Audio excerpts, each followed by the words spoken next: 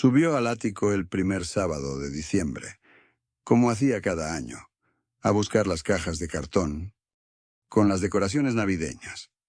El lugar olía igual que siempre: polvo acumulado, madera húmeda, el rastro fino de naftalina que salía de los cobertores doblados en las esquinas. Las cajas estaban marcadas con cinta adhesiva y letras de marcador negro: sala, comedor, árbol. Las conocía de memoria. Movió la primera hacia la escalera y, al jalar la segunda, algo cayó detrás, con un golpe sordo y metálico que no correspondía al cartón. Era una caja pequeña, de metal, color verde olivo, con una cerradura oxidada que ya no cerraba nada. No la había visto nunca. La sostuvo un momento antes de abrirla, como si el peso le dijera que adentro había algo que había esperado demasiado tiempo. Dentro, sobre un forro de papel periódico amarillento, había una fotografía de 10 por 15 centímetros, en blanco y negro, con los bordes curvados hacia adentro por los años. La imagen era nítida donde importaba. Una mujer joven, de pelo oscuro recogido a un lado, con una sonrisa que él reconoció antes de procesar el resto, porque era la sonrisa de su madre. Pero joven, antes de él, antes de todo. Junto a ella había un hombre que no era su padre. No era una pose casual de amigos en una reunión. El brazo del hombre rodeaba la cintura de su madre con una familiaridad tranquila, de quien tiene derecho a estar ahí, de quien no necesita explicar nada. Giró la foto. En el reverso, con tinta azul desgastada pero todavía legible, había una fecha: octubre de 1987, y dos palabras escritas con una letra que inclinaba levemente hacia la derecha: siempre, Aurelio. Ese nombre nunca había cruzado una sola conversación en esa casa, en ningún cumpleaños, en ninguna de las noches largas en que su madre hablaba del pasado. Debajo de la fotografía había un sobre cerrado, sin abrir, con el mismo nombre escrito en el remitente, con la misma letra inclinada. Lo sostuvo entre los dedos sin romper el sello. Bajó del ático con la caja de metal bajo el brazo. La dejó sobre la mesa de la cocina.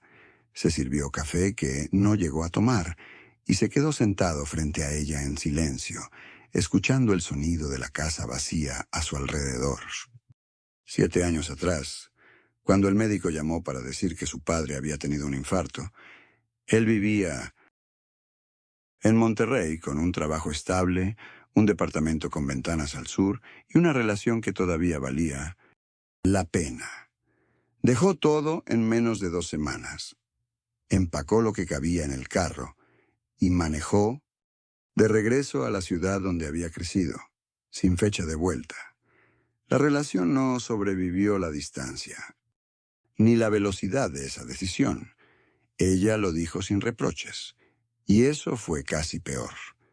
Desde entonces, los martes y jueves por la mañana lo encontraban en el hospital público, sentado en una silla de plástico anaranjado, esperando que su padre terminara la rehabilitación cardíaca. Conocía el nombre de la enfermera del turno: Matutino. Sabía qué revista llegaba primero al rack del pasillo, y sabía que el café de la máquina del tercer piso tenía un sabor a plástico que aprendió a ignorar. En la casa de sus padres, reparó el techo antes de que empezaran las lluvias.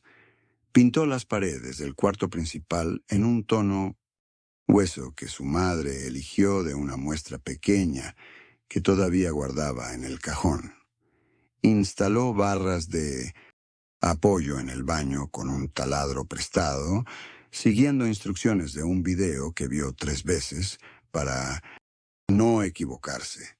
Cada recibo médico, cada comprobante de pago de la clínica, cada factura del cardiólogo privado que consultaron una vez, estaban organizados en una carpeta azul de argollas que guardaba en el cajón de su cuarto. Su hermano mayor llamaba los domingos desde Toronto. a veces con los hijos al fondo haciendo ruido, y preguntaba cómo estaban todos, con una voz genuina que sin embargo venía de lejos. Él era el que lavaba los trastes los sábados, el que revisaba que hubiera gas en el tanque, el que cambiaba los focos cuando se fundían sin que nadie se lo pidiera. Cada vez que terminaba algo, pagar una factura atrasada, arreglar la cerradura de la puerta trasera, instalar una repisa. Su madre, Elena, le preparaba café de olla con canela, en una taza de peltre azul marino que había sido de la abuela. Ese café era la forma que ella tenía de decir que lo veía, que sabía lo que él hacía, que había una cuenta llevada con cariño entre los dos. Ese sábado en particular, parado junto a la estufa mientras el café soltaba el olor a canela y piloncillo, él no sospechaba nada de lo que la caja de cartón guardaba arriba, en el ático, esperando sin prisa. 3 semanas antes de encontrar la caja, el teléfono de Marcos vibró sobre la mesa con un número que no reconoció. Era un hombre mayor, la voz grave y pausada, del tipo que mide cada palabra antes de soltarla. Preguntó por Elena con la familiaridad de quien no espera que le digan que no. Está. Marcos respondió que era su hijo y que podía tomarle un mensaje. Al otro lado hubo una pausa larga, densa, como si el hombre estuviera recalculando algo que había salido mal. Después la llamada terminó. Sin despedida, sin explicación, sin nada. Marcos se quedó mirando la pantalla hasta que se apagó sola. Esa tarde le contó a su madre mientras ella lavaba los platos del almuerzo, con el agua todavía caliente. Elena escuchó sin voltear. Dijo que alguien se había equivocado de número, que no conocía a ningún hombre con ese tono de voz. Lo dijo con la misma naturalidad con que podría haber comentado el clima. Pero las manos se detuvieron sobre el fregadero exactamente un segundo antes de seguir restregando el vaso de vidrio. Y ese segundo Marcos lo vio con una claridad que no supo qué hacer con ella. No, insistió. Guardó la llamada en algún lugar del pecho, donde uno mete las cosas que todavía no tienen nombre. 2 días después buscaba el cargador de su celular en el cajón de la sala, entre pilas sueltas y un par de bolígrafos sin tapa. Lo encontró debajo de un papel doblado en 4, compacto, como quien lo guardó con cuidado o con prisa. Lo abrió por instinto, sin pensar todavía en si debía hacerlo. 3 líneas escritas a mano con la letra inclinada, que Marcos reconocería en cualquier parte. Una dirección en la colonia del centro, un nombre, Aurelio, y un número de teléfono. La tinta era azul, el trazo firme, sin tachones ni dudas.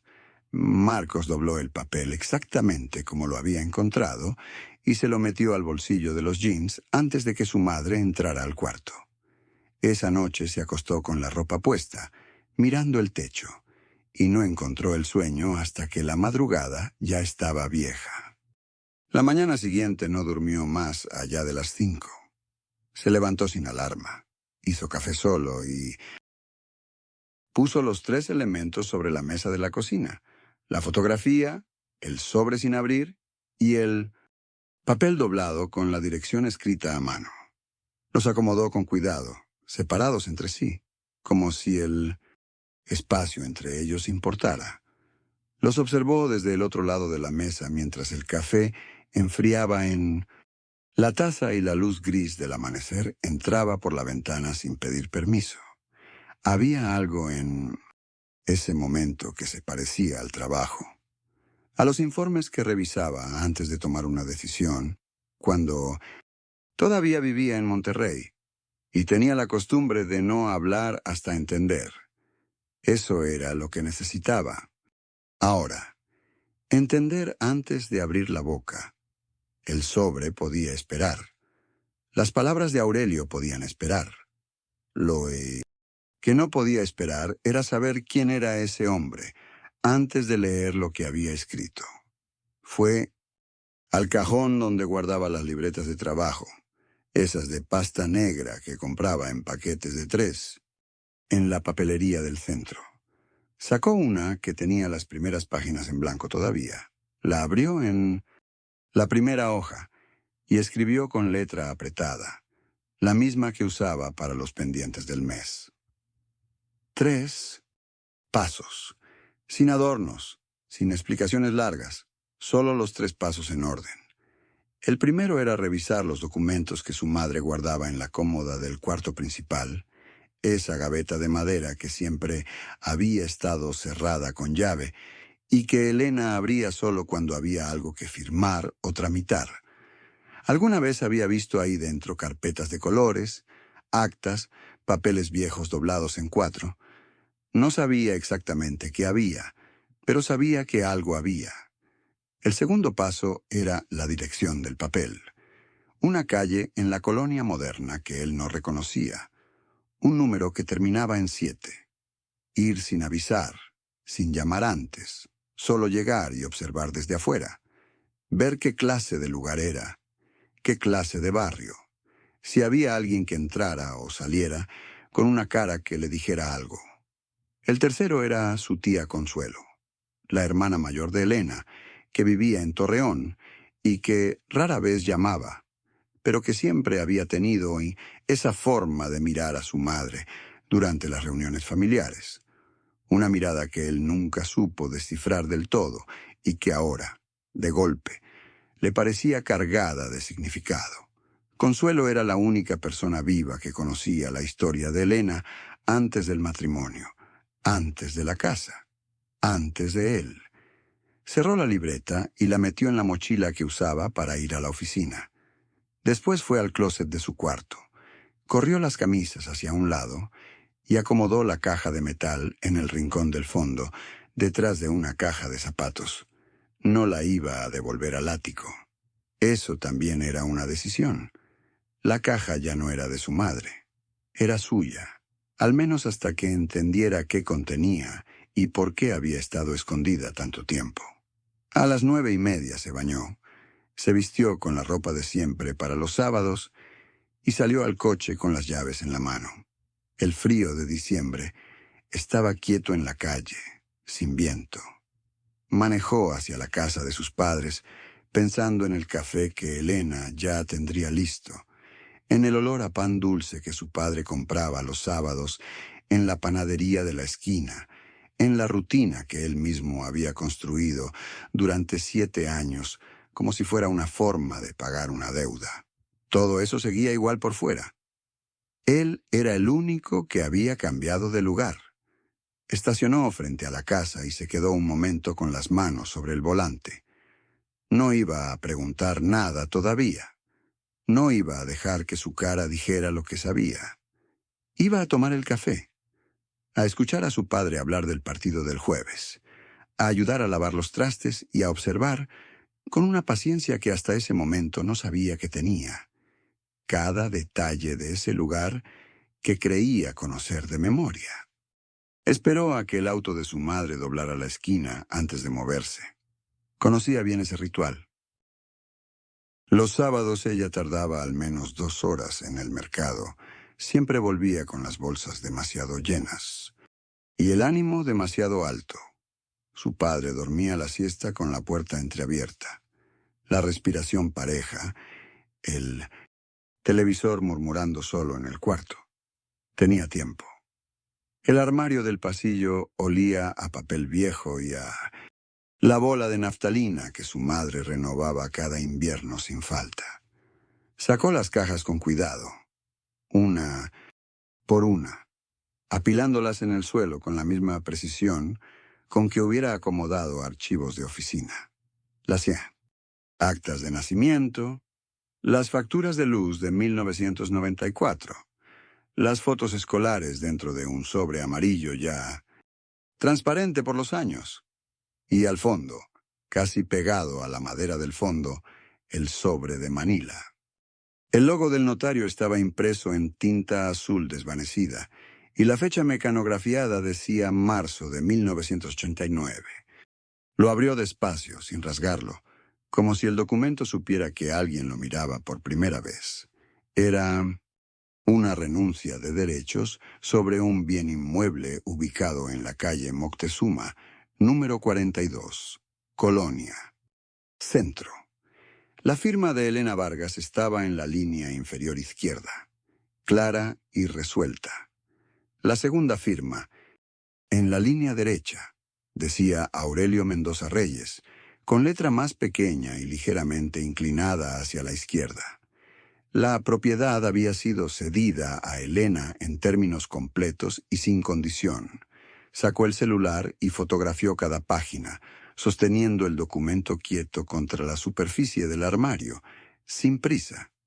El flash iluminó la penumbra en destellos cortos, precisos, como si documentara una escena que ya no le pertenecía del todo, pero que necesitaba conservar. Guardó el sobre exactamente como lo había encontrado, volvió a acomodar las cajas en el mismo orden, cerró el armario. Antes de salir de la casa, anotó la dirección en su libreta con la misma letra con que registraba cualquier compromiso de trabajo. Esa tarde manejó hasta el centro histórico y encontró la vecindad sin dificultad. Un portón de madera oscura, macetas de barro con helechos en el pasillo, el olor denso a humedad y a guiso de mediodía. El portero era un hombre de pelo blanco que lo miró sin recelo. Le preguntó por Aurelio Mendoza con voz neutral, como quien pregunta por un servicio. El hombre le dijo que el señor Aurelio llevaba 3 meses enfermo, que ya casi no recibía visitas, que era mayor. El narrador asintió, agradeció, dio un paso atrás. Se quedó un momento en la banqueta, mirando la fachada sin fotografiarla. Luego abrió la libreta y escribió 3 líneas separadas. Está vivo, está cerca, está enfermo. Cerró la libreta. Ya tenía el nombre completo, la firma, la propiedad, la dirección y la existencia física del hombre. Solo faltaba la tía Consuelo, y faltaba abrir el sobre que había encontrado en el ático, el que tenía su propio nombre escrito con la letra de su padre.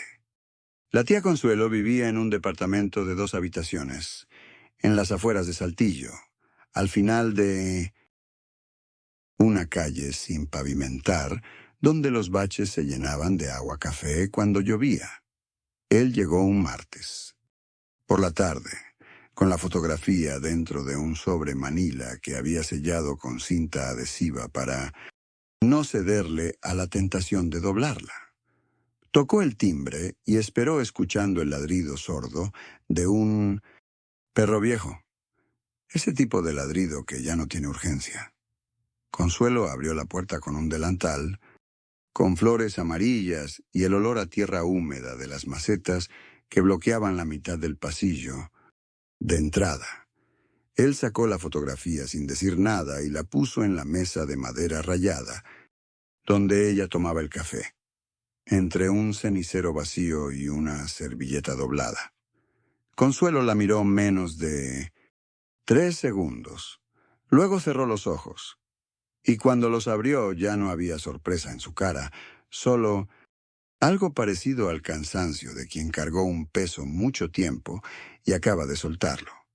Le dijo que Aurelio Mendoza había sido el primer esposo de Elena, que se habían casado muy jóvenes, antes de que él naciera, que el matrimonio duró 4 años antes de que todo se rompiera. Le explicó que Elena nunca tramitó el divorcio porque en ese entonces el proceso costaba más dinero del que tenían y tomaba más tiempo del que ella estaba dispuesta a esperar. Simplemente se fue, cruzó el estado, conoció al padre de él y se casó sin haber disuelto nada legalmente.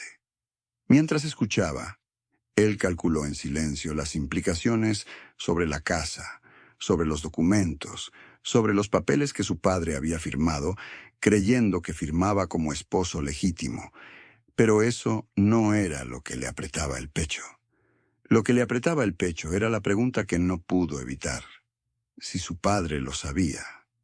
Consuelo dudó antes de responder, y esa duda fue más pesada que cualquier respuesta. Dijo que creía que él nunca supo, que Elena había sido cuidadosa, que no había razón para que supiera, pero agregó un creo que lo cambió todo. Él dobló la fotografía, la guardó de nuevo en el sobremanila y lo puso en su bolsillo interior con el mismo cuidado con el que un médico guarda un diagnóstico antes de salir de la sala. Manejó de regreso en silencio absoluto, con la radio apagada y las dos manos en el volante, los nudillos pálidos de tanto apretar algo que en realidad no podía sostenerse con las manos. Esa noche sacó el sobre de la caja de metal y lo puso bajo la lámpara de la sala antes de abrirlo. El matasellos decía 1991, con la tinta corrida en una esquina, como si alguna vez lo hubiera rozado el agua. Tenía 3 años ese año, y ese sobre había permanecido cerrado más tiempo del que él llevaba siendo adulto. Lo sostuvo entre los dedos con una calma que él mismo no terminaba de reconocer como suya. Lo abrió con el filo de un cuchillo de carta, despacio, sin rasgar el papel, porque la antigüedad del sobre le pedía ese cuidado.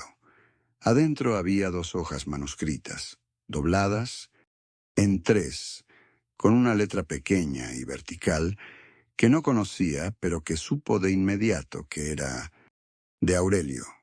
Leyó la carta de pie junto a la mesa, sin sentarse, como si hacerlo fuera admitir que necesitaba prepararse.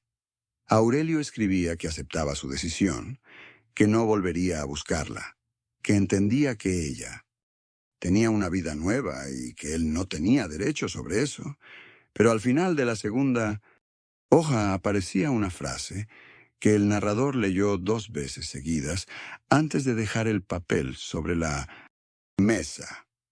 No como marido, como quien te conoció primero.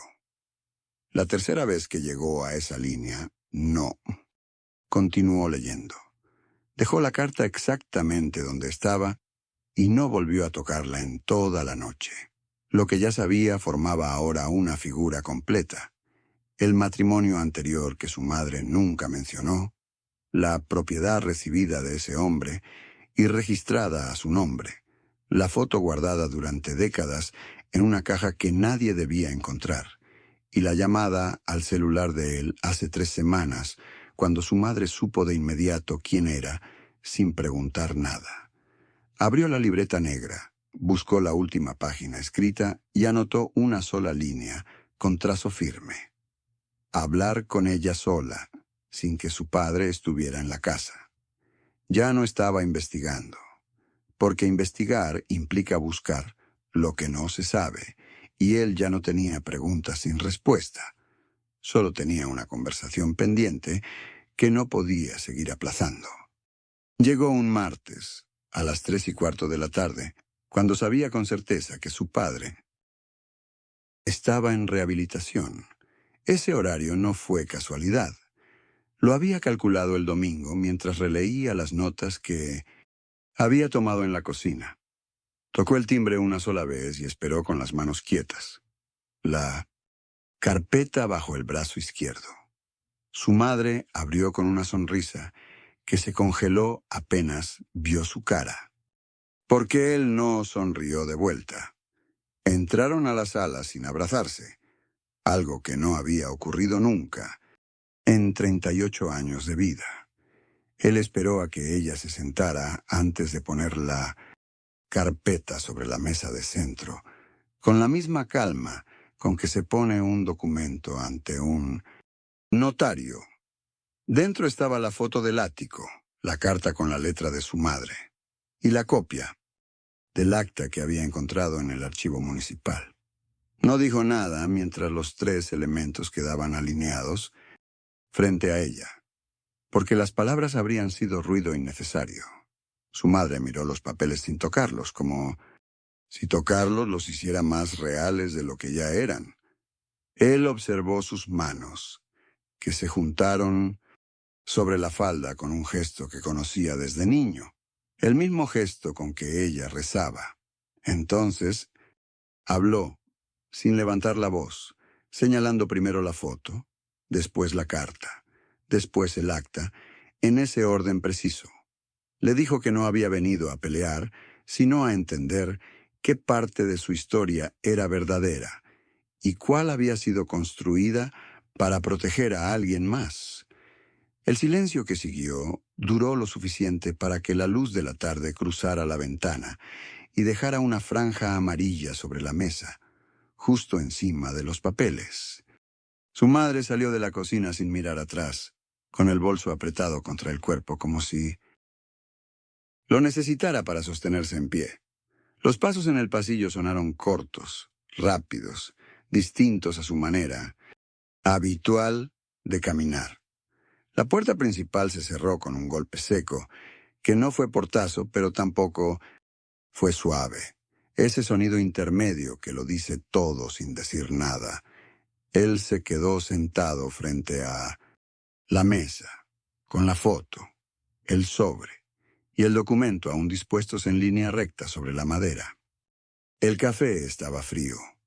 No lo había tocado desde que ella entró y vio los 3 elementos y palideció de una manera que él no le había visto en 50 años de vida. No hubo explicación larga. Solo 4 frases cortas, una pausa que duró demasiado y ese silencio final que fue peor que cualquier grito. Afuera, el auto tardó en encender, como si el motor también dudara. Él escuchó el sonido alejarse por la calle hasta que desapareció entre el ruido de los pájaros y el viento en los árboles del patio. Entonces miró sus propias manos sobre la mesa y notó que no temblaban, lo cual le pareció extraño, casi una traición de su propio cuerpo ante lo que acababa de ocurrir. Recogió la taza de café frío y la llevó al fregadero sin vaciarlo, solo por tener algo que hacer con las manos durante los siguientes 30 segundos. El apartamento tenía ahora una quietud diferente, no la quietud de un sábado tranquilo, sino la de un lugar donde algo acaba de romperse y el polvo todavía no ha terminado de caer. Esa noche vació el cajón del escritorio y puso sobre la mesa todo lo que necesitaba revisar antes del amanecer. Facturas de la casa, el testamento que su padre había firmado hacía 11 años, los recibos de las transferencias que encontró en los estados de cuenta. Ordenó cada papel por fecha, con una pluma. Roja marcó los números que no cerraban, los montos que aparecían sin justificación en los meses de mayor gasto médico. No lloró mientras lo hacía. Las manos le temblaron una sola vez, cuando encontró su propio nombre tachado en un borrador que nunca debió haber visto. Lo guardó en una carpeta nueva, de cartón azul, y escribió afuera con letra clara: documentos pendientes. Al día siguiente fue al banco antes de que abriera al público. Esperó en la fila con el abrigo puesto, aunque ya no hacía frío. Pidió hablar con el gerente de cuentas y solicitó el historial completo de los últimos 8 años. El empleado tardó 20 minutos en imprimirlo todo. Él esperó de pie, sin sentarse, mirando el reloj en la pared. Esa tarde llamó a un abogado que le había recomendado un compañero del trabajo, alguien sin vínculos con la familia, alguien que no conocía ningún apellido del expediente. Fijaron una cita para el jueves siguiente y él anotó la dirección en el mismo cuaderno donde llevaba las cuentas del consultorio de su padre. Cuando colgó el teléfono, sintió algo que no era alivio, pero se le parecía: la sensación de que por primera vez en semanas estaba haciendo algo en vez de solo saber.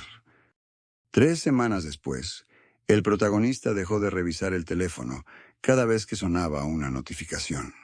No fue una decisión consciente.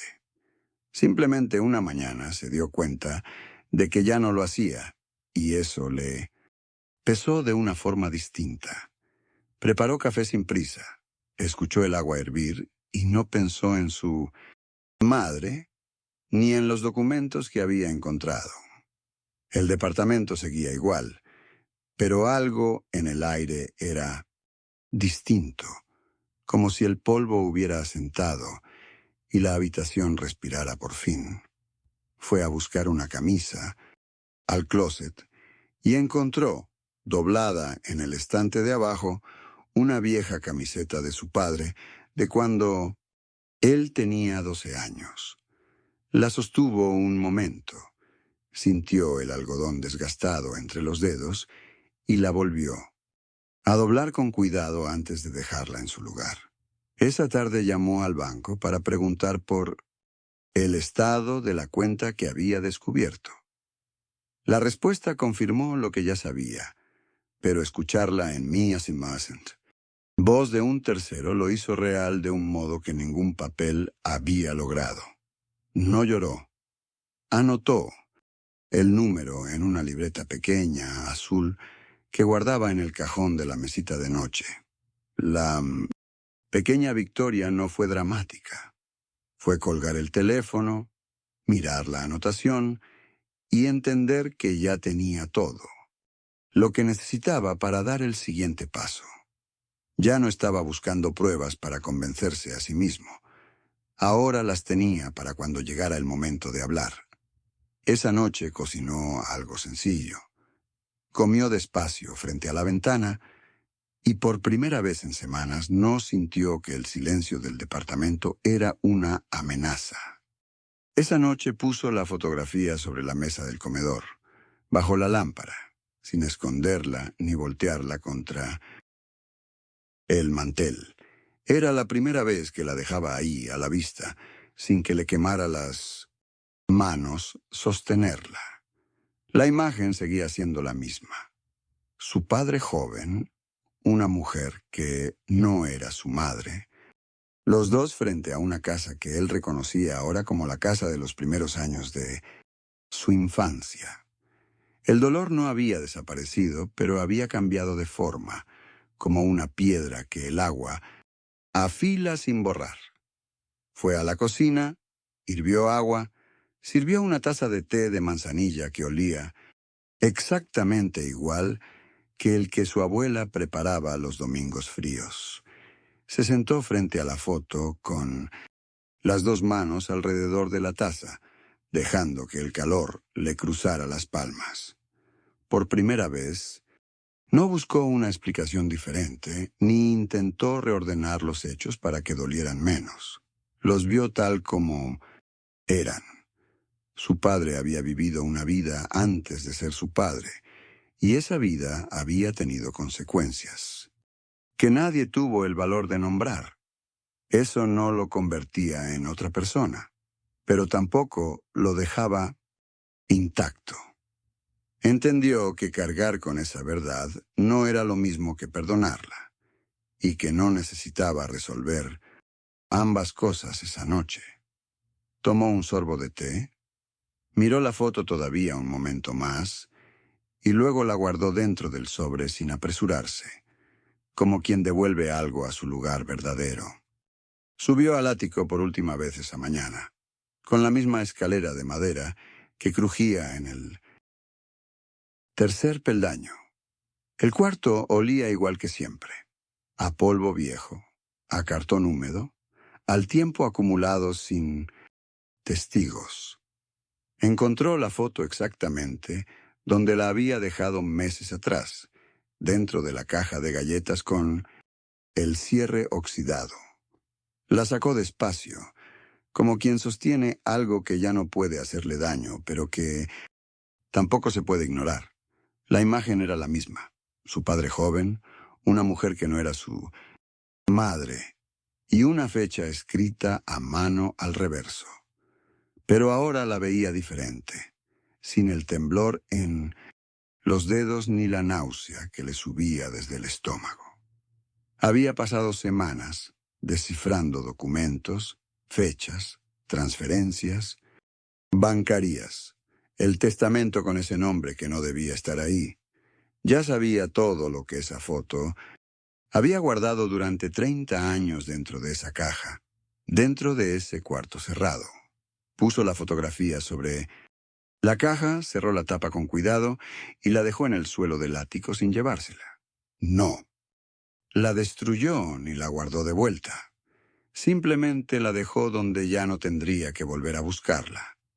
Bajó los peldaños contando los crujidos, salió al pasillo iluminado y cerró la puerta del ático detrás de él. Esa tarde firmó los documentos que ponían la casa a nombre de su madre, que siempre había sido la única que merecía tenerla. Lo que la foto guardó durante 30 años ya no le pertenecía a ese secreto. Ahora le pertenecía a él. Y con eso era suficiente. Si te gustaron estas historias, suscríbete al canal y activa las notificaciones para no perderte las próximas. Gracias por acompañarnos.